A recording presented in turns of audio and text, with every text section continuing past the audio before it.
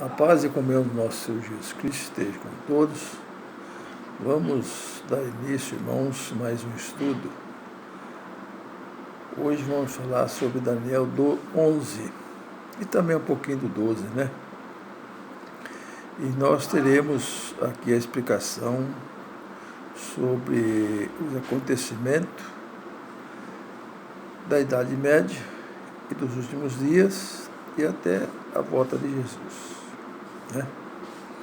O Daniel 11 é um dos capítulos mais longos que existe em Daniel, né? Mas nós vamos desvendar eles aos poucos, né? Para nós chegarmos a uma determinada conclusão. Primeiro vamos fazer oração para que Deus nos dê sabedoria para nós falarmos sobre Daniel 11, que é importantíssimo para nossos dias, onde muita gente leva o Daniel para a Idade Média, e não são a Idade Média, são para os nossos dias, né? Então vamos orar. Santo, poderoso Deus, estamos aqui mais uma vez glorioso, agradecido por esse momento que nos deste. Venha nos abençoar, venha por sua palavra em nossa boca, Senhor Deus, que o seu Espírito esteja sobre nós. Abençoa os que vão ouvir também, Senhor Deus, que abra entendimento para que aprendam e nós aprendemos juntos, Senhor Deus. Que o seu Espírito esteja sobre nós. Te agradecemos em nome de Jesus, agora e para sempre. Amém. Então aqui, irmãos, em Daniel 11, a princípio nos diz sobre o Dario. Começa com os persas, né? Vem com os persas. Assim como eu estive ao lado dele, dando-lhe força e ajudando-os no primeiro ano do reinado de Dario. Começando com os persas. Agora eu vou lhe contar a verdade. Ainda surgirão 3 reis na Pérsia, mas o 4º rei que virá depois será o mais rico de todos, e pegará todas as forças e toda a sua riqueza contra os reis da Grécia. Então viria mais 3 reis. E os 3 reis veio, né? A história empregaria contra o rei, os seus esforços contra o rei da Grécia. Mas o rei da Grécia era muito poderoso, né? Diz o versículo 3.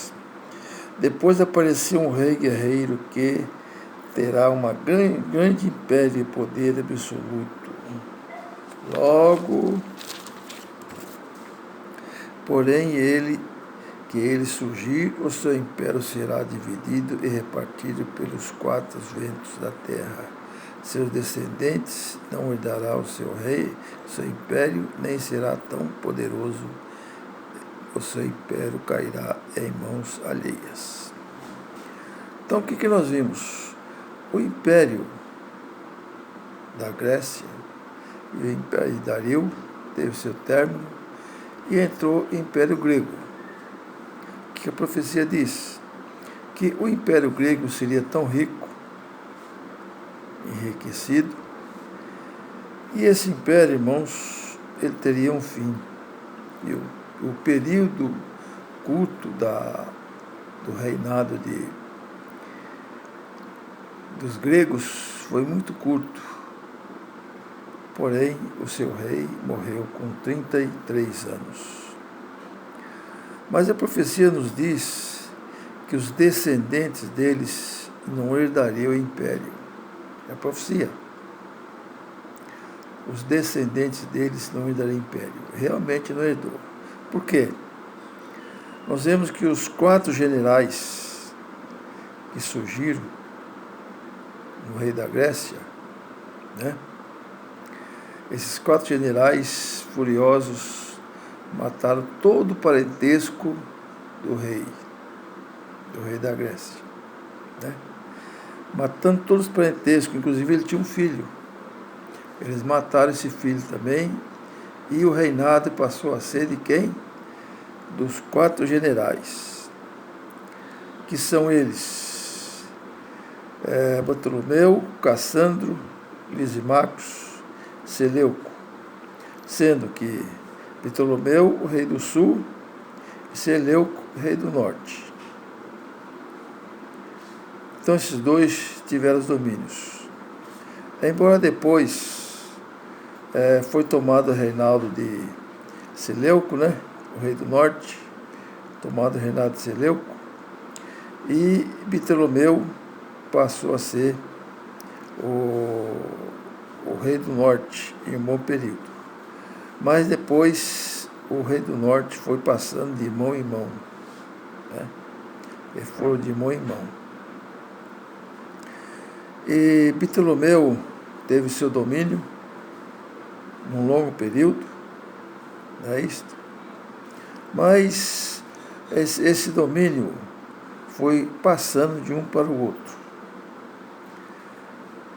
Seleuco, sendo rei do norte, aí perdendo seu domínio, passou para quem?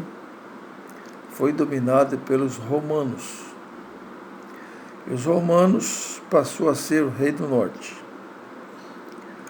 Romanos passou a ser o rei do norte.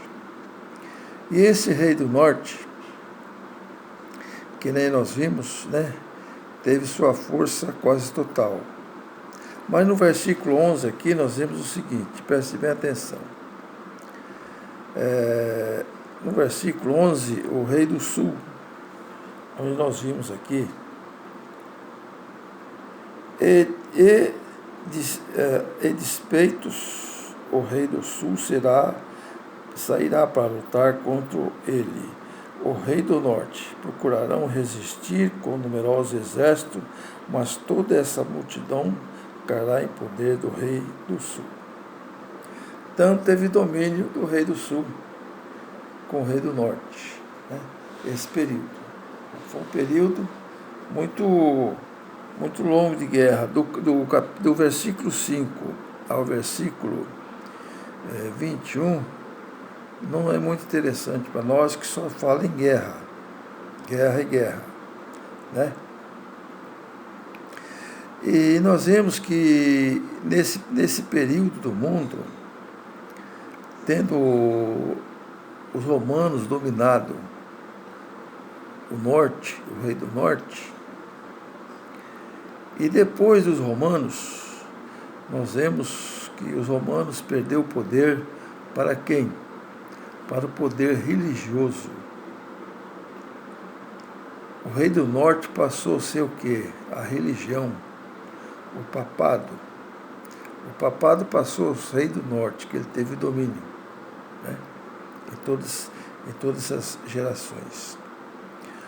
Aqui, e no versículo 11, o 24, nos diz o seguinte, preste bem atenção.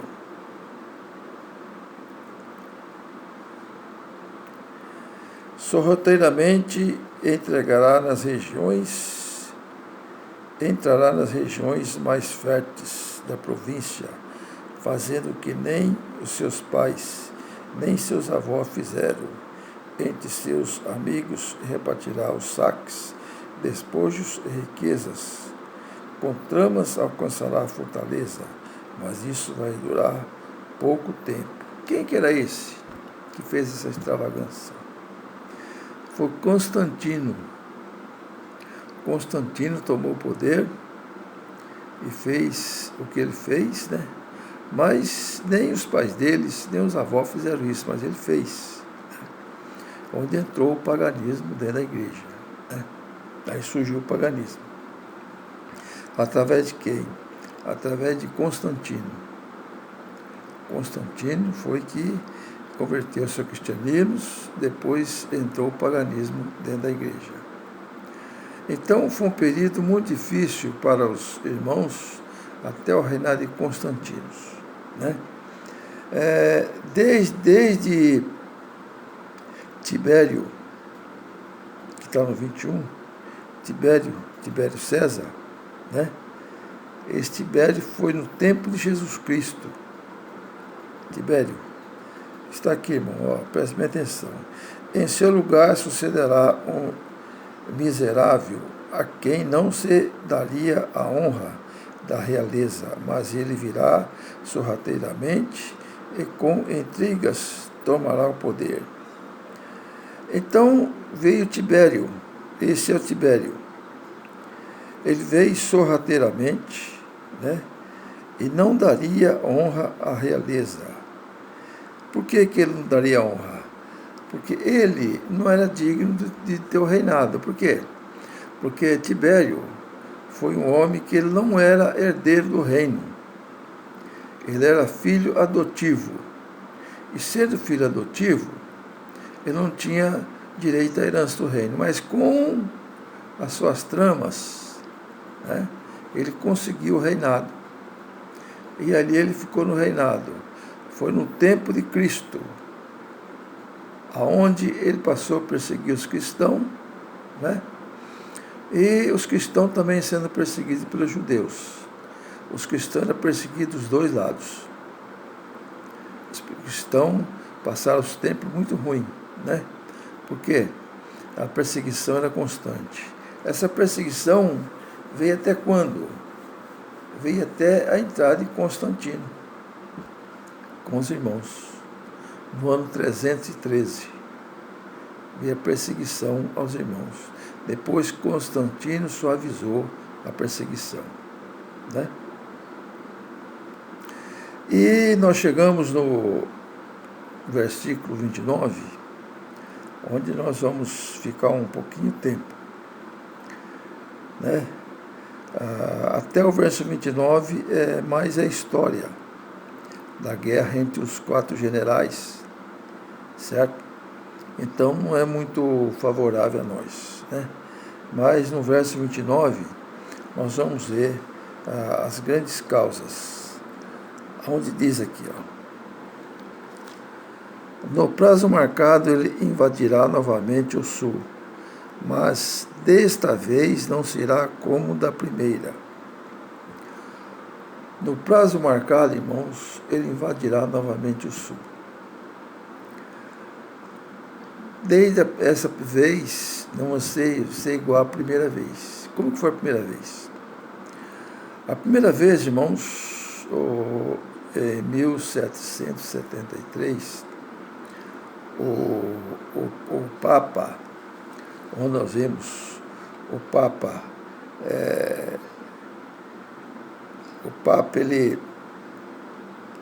ele tomou todas as riquezas do jesuíta e expulsou o jesuíta da igreja, disse que era para sempre. E pegou suas riquezas, deu tudo para os dominicanos, para os padres, e ficou sem riqueza nenhuma, né? Aí os jesuítas, saindo fora, aí eles não tinham parte com a maçonaria, mas eles introduzindo entre a maçonaria, ele foi introduzir devagar até chegar ao ponto de ser chefe da maçonaria, o jesuíta, né? E o rei do sul, como nós dissemos, no passar do tempo, ele passou a ser quem? Ser o ateísmo. São os ateus. Por quê? Porque na Revolução Francesa, o jesuíta formou a Revolução Francesa. E eles atingiram todos os ateus que estavam na França, ali na França. E mataram todos, padres, bispos, todos os religiosos da França. Por quê? Para se vingar a riqueza que eles perderam. Eles tinham uma força tremenda. A riqueza que eles perderam em 773. Em 776, o Papa tirou eles da igreja, certo? O Papa tirou eles da igreja. E eles, sendo saídos fora da igreja, eles fizeram particularmente, né, a sua obra satânica, e programando a Revolução Francesa, e eles aproveitaram em 1798, aonde veio a matança do Papa, né? O Papa foi preso e foi morto, não é isso? O Papa foi preso, os irmãos conhecem a história, né? A matança dos homens que desobedeciam a Deus. Quem diz a Bíblia? Quem com ferro ferre, com ferro será ferido. Assim como o Papa matou os irmãos na Idade Média, ele foi morto também, né? Em 778. Mas em 778, na morte do Papa, surgiu o Papa Pio VII. O Papa Pio VII, ele ficou preso até 1814. O jesuíta pressionando ele para que ele aceitasse de volta os jesuítas na igreja, falou: você aceita ou você vai morrer na cadeia. Aí em 1914 ele aceitou o jesuíta de volta para a igreja, né? Mas aí o jesuíta, eles vêm com grande força. Por que grande força? Porque quando eles saíram, em 776, eles tiveram o apoio da família Hitzschalder. Os Schalder aprovaram eles, né, e encheu esse dinheiro. Eles voltaram com grande força, com muita riqueza, apoiado por essa família. A família cujo qual, na Inglaterra, eles surgiram a mentira lá, né? Surgiram a mentira que Napoleão, na Batalha de Waterloo, Napoleão tinha ganhado a guerra. Aí as ações do banco começou a baixar. E a família Hitzschalder foi lá e comprou todas as ações. Mas quando foi à tarde, veio a verdade. Napoleão perdeu a guerra na Batalha de Waterloo. E desta forma começou a subir novamente as ações. A Inglaterra passou a ter o poderio na Europa. Mas aí a família já tinha comprado todas as ações. E eles tornaram-se o quê? Os mais poderosos. Aí eles surgiram com o Banco Central. O Banco Central surgiu com o Schilder. Esse Banco Central, em 1814, surgiu o Banco Central. O que eles fizeram, junto com o jesuíta? Vamos implantar no mundo inteiro o Banco Central. Nós vamos ser o dono do mundo. Aí eles fizeram tanta força para implantar esse banco nos Estados Unidos, mas só foi concretizado em 1913 a 1915. Então, nessa introdução do Banco Central, eles imprimiam o dinheiro e vendia com juro para quem? Para os países. Não vão pensar vocês que o Banco Central do Brasil é do Brasil. O Banco Central é de um país que não pertence ao Brasil. Família Rothschild e dos jesuítas. Todos os bancos centrais do mundo pertencem a eles. Não pertencem ao país. Certo? Então, desta forma, irmãos, eles adquirem grande poderio no mundo, introduzindo esse Banco Central. Mas como diz aqui a profecia,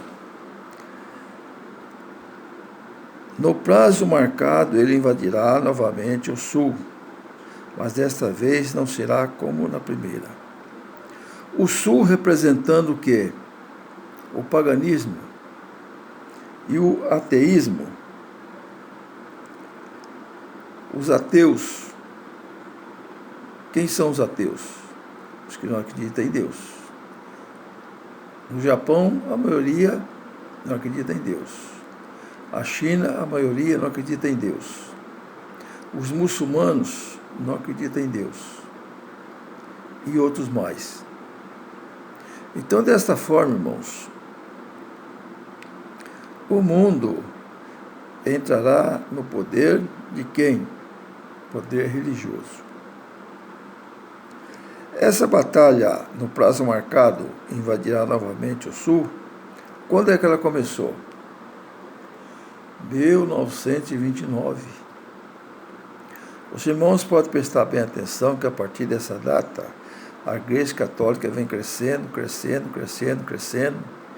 até ela tomar o poder absoluto de todo o mundo. E quando surgir no mundo, que está para surgir, né? A obrigatoriedade da guarda do domingo, né? Que está surgindo aí. Então aí vem a supremacia. O que é a supremacia? Supremacia é o Papa mandar no mundo inteiro o que ele mandou na Idade Média. E agora? Essa batalha continuará. Os ateus e os ateístas que não aceitar o comando papal, eles vão ser exterminados. Certo? Vão ser exterminados. Como é que nós provamos isso aí? Onde é que nós vemos isso aí? Né? Vamos ver lá então o Apocalipse 13, verso 8. Como é que nós provamos isso? É muito fácil, irmãos. Aqui Apocalipse 13, verso 8. Preste bem atenção.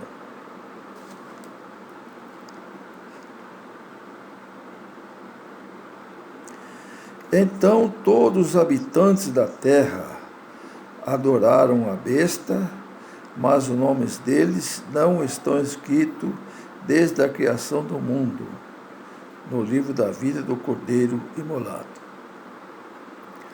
Toda a terra adorará a besta. E os nomes deles não estão escritos no livro da vida. Então, como foi levantada a bandeira lá com os romanos, na invasão de Jerusalém, assim também a perseguição vai ser nos últimos dias. A irmã Ellen White nos diz que a história se repetirá. Nós vamos falar mais sobre esse assunto. Está escrito lá no livro Maior Discurso de Cristo, página 105. A história se repetirá. Quem quiser conferir, certo? Então, todo mundo vai adorar a besta, cuja essa besta é a Igreja Católica e o Papado, o rei de Roma. Roma antiga invadiu Jerusalém. E Roma papal também vai perseguir os irmãos. E nós também, né? Assim como saiu o decreto dominical, haverá uma perseguição sobre os guardadores do sábado. Assim como levantaram a bandeira deles lá, que tinha um símbolo, uma águia, e também a segunda besta aqui tem um símbolo, uma águia. Será que é coincidência, irmão? Certo? Mas a bandeira deles que vai ser se levantar agora, nos últimos dias, vai ser o quê? O domingo. Quem não obedecer a bandeira do domingo vai ser preso, né? E vai receber o castigo que eles vão dar. Não é isso? E a bandeira nossa qual vai ser? O sábado. Não só o sábado, semanal.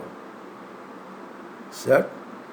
Quem guardar só o sábado semanal não vai ter força para resistir. Agora, quem guardar o semanal e o anual vai ter toda a força para resistir às perseguições. Eles vão acabar aderindo ao papado, porque eles não têm as qualidades que é exigida para que Deus conte eles como 144 mil. Eles não têm a barba, não têm as cabanas, guardam o Natal, que é a união da besta, guardam o Novo, guarda a Páscoa, tudo isso é da besta. Mas quem não guarda essas coisas e guarda os 5 sábados anuais, que são o sábado semanal, sábado das trombetas, sábado da expiação, sábado, primeiro dia das cabanas e o último dia que sai das cabanas, esse vão ter força, vai resistir às perseguições. E está escrito lá que Miguel livrar-se-á eles de todas essas perseguições. Né? E continuando aqui, irmãos, vamos ver onde nós paramos. Aqui no versículo 31, onde nós vamos demorar mais um pouquinho, né? No versículo 31 de Daniel 11, versículo 31, diz assim, irmãos, presta atenção: as tropas enviadas para eles se porão em guerra e profanarão o santuário da fortaleza, abolirão o sacrifício contínuo e aí instalará uns ídolos abomináveis. As tropas enviadas por ele quem? A besta, porão em guerra e a profanação. O que é a profanação, irmãos? O que nós entendemos por profanação? Aquele homem que mexe com a lei de Deus. E o santuário? Como que ele mexe com o santuário? O santuário tem 3 partes, não tem? A última é o quê? O santo do santo. O santo e o pátio. Profanar o santuário. Por que profanar o santuário? Porque ele destruirá a lei de Deus. Jogará fora a lei de Deus. Ele fará o que com a lei de Deus?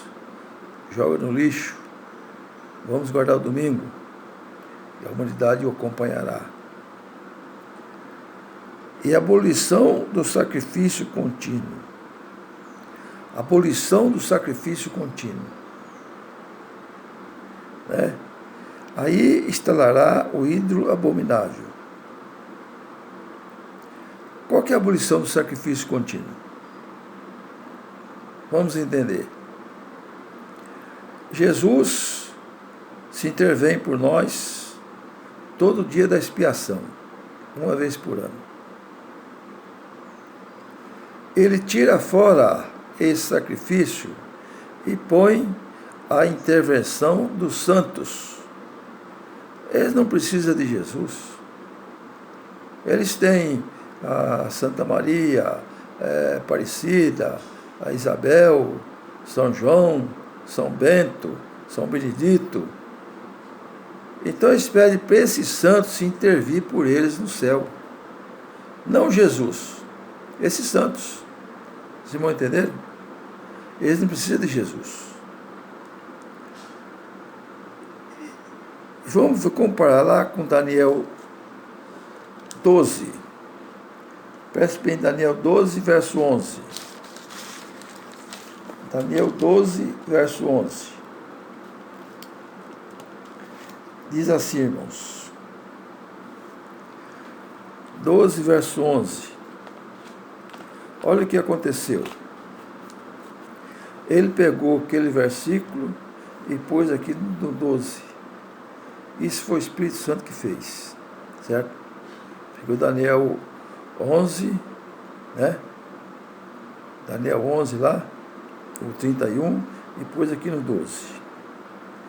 11. A partir do dia que acabar o sacrifício contínuo e for instalado no templo o ídolo abominável, passarão 1290 dias.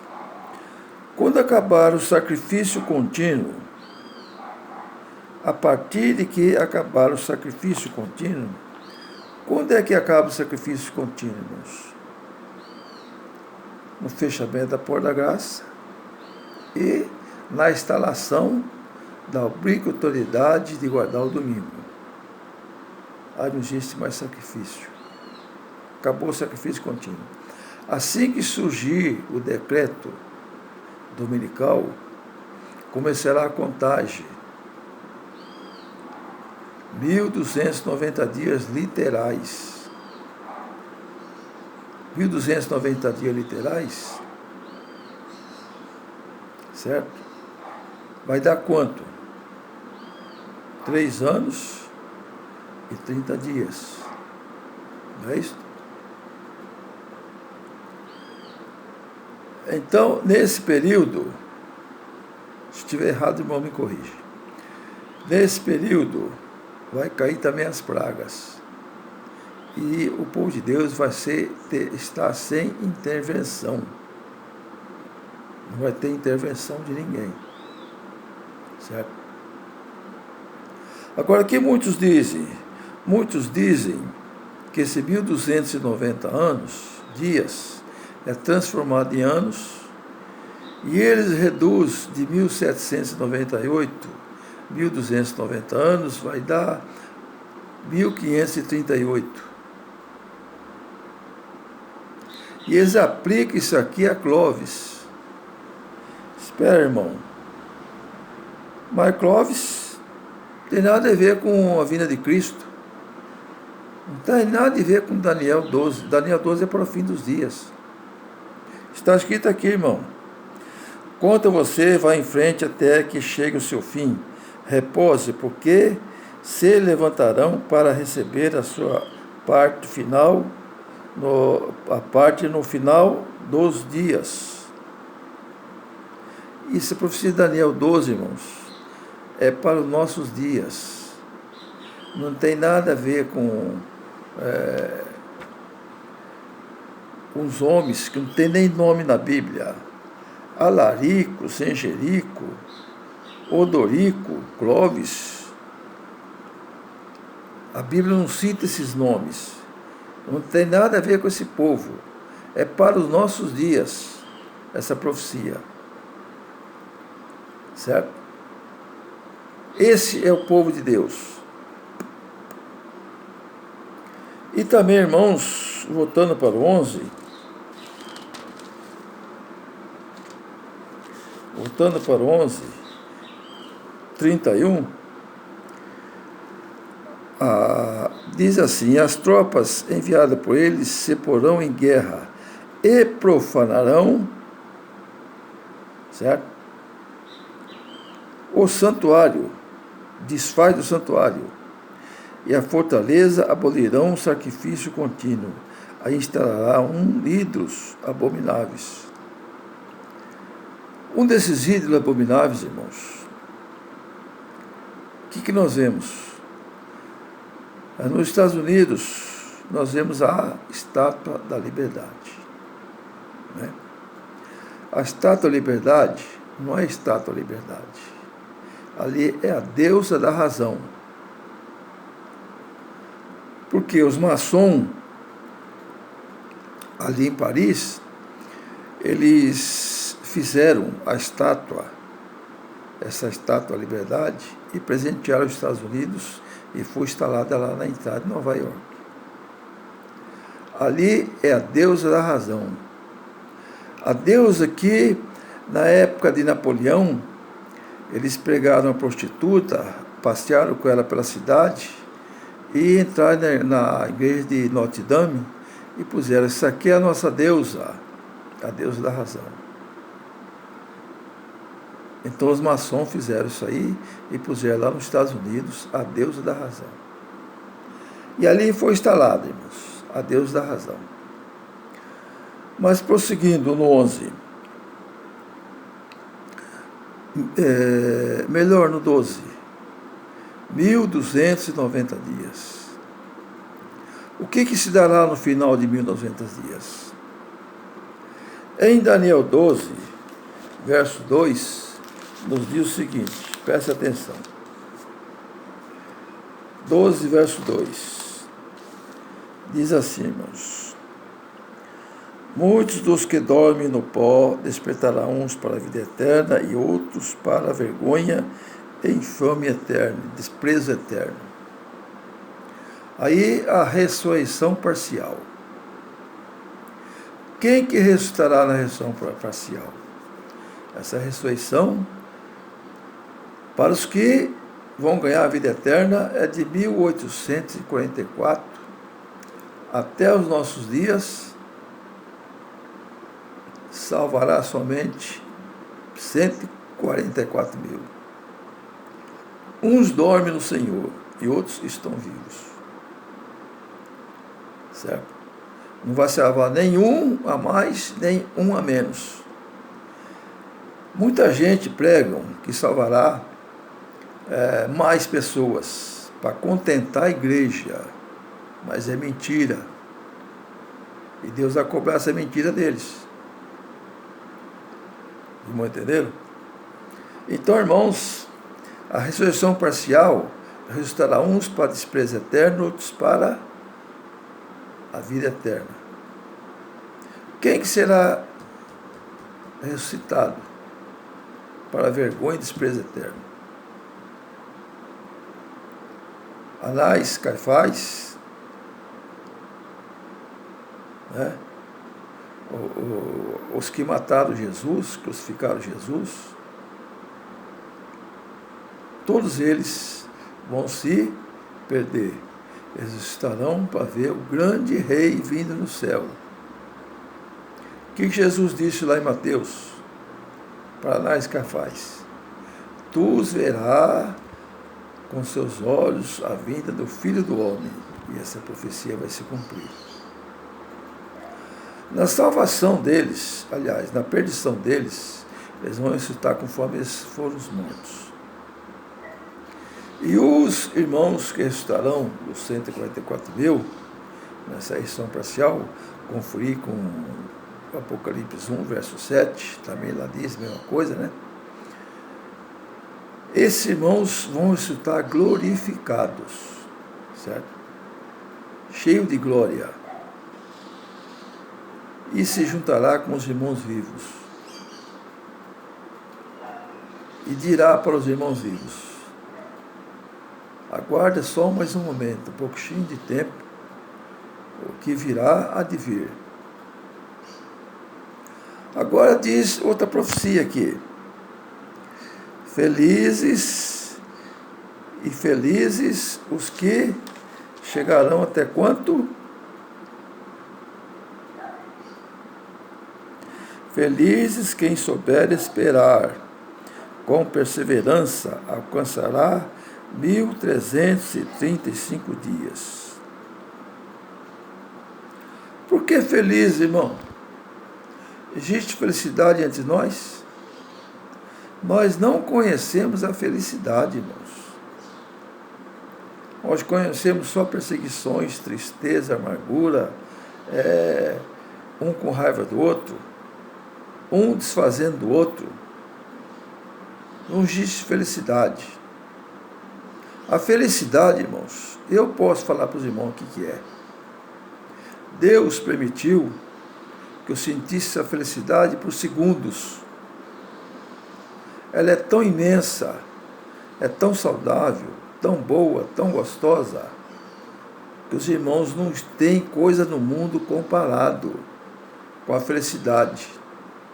que esses que vão receber a felicidade. Felizes os que esperar até 1335 dias. Por que são felizes? Aí eles vão experimentar a felicidade de Deus. Por quê? Aí Deus, citando a Ellen White, ele marcará a vinda de Cristo. E a hora que Cristo vai vir. Por isso que são felizes. Não é jogar lá para a Idade Média, irmão. A Idade Média não tem nada a ver com a vinda de Cristo. Aqui, Daniel 11, Daniel 12, está em torno de Cristo e o Anticristo. Só através desses dois personagens. Clóvis, Gengirico, Maomé, Odorico, não tem nada a ver com a vida de Cristo. Certo? Está escrito que Daniel 12 é para os nossos dias, para o tempo do fim, não para anteriormente. A batalha do Papa com o paganismo já começou, e ela vai avante, até chegarmos no final. Certo? Quando que ela chegará no final? Está lá em Apocalipse 17, preste bem atenção. Apocalipse 17. Preste bem atenção, irmãos. Está assim,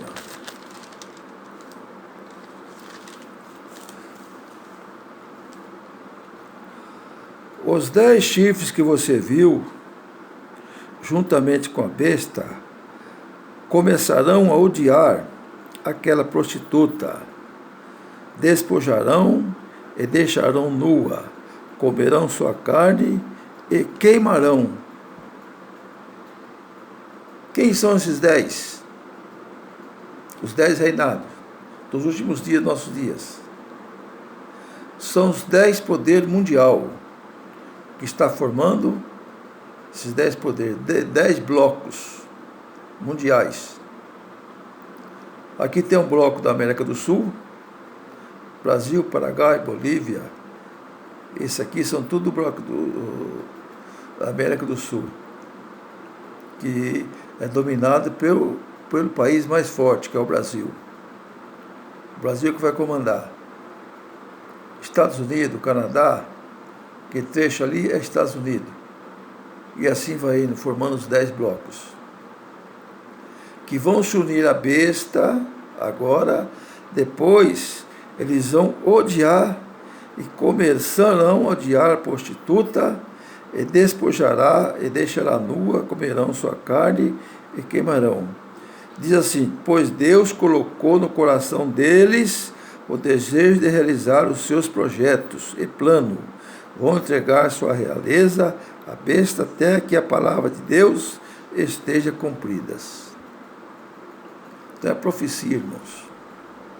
A besta vai dominar, mas depois ela vai ser desprezada, jogado fora. Esse rei do norte, quando ele viu o rei do norte original vir, que é o rei do norte falso, né? Esse rei do norte papado,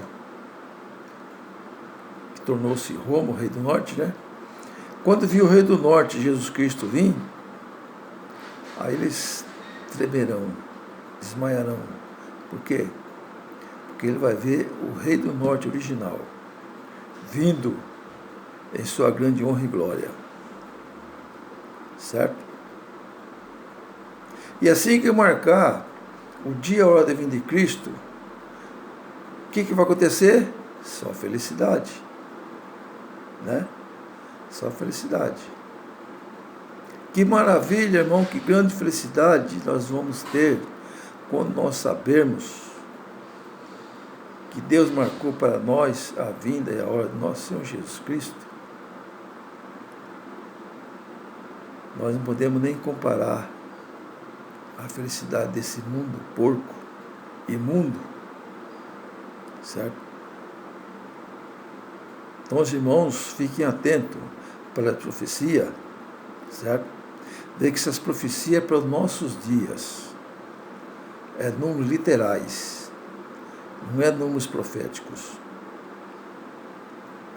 não tem nada a ver com Idade Média.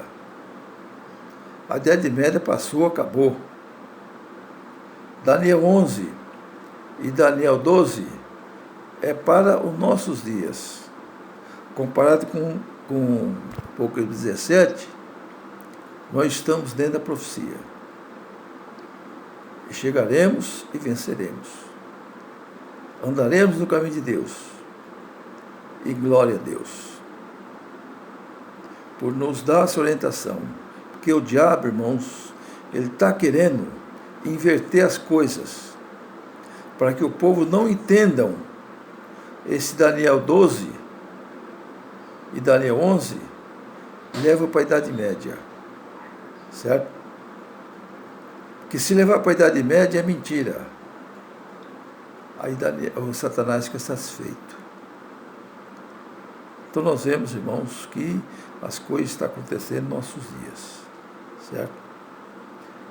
Quem não entende Daniel 11, não vai entender Daniel 12, certo? E quem levar para a Idade Média, também vai ficar perdido. Isso é para os nossos dias.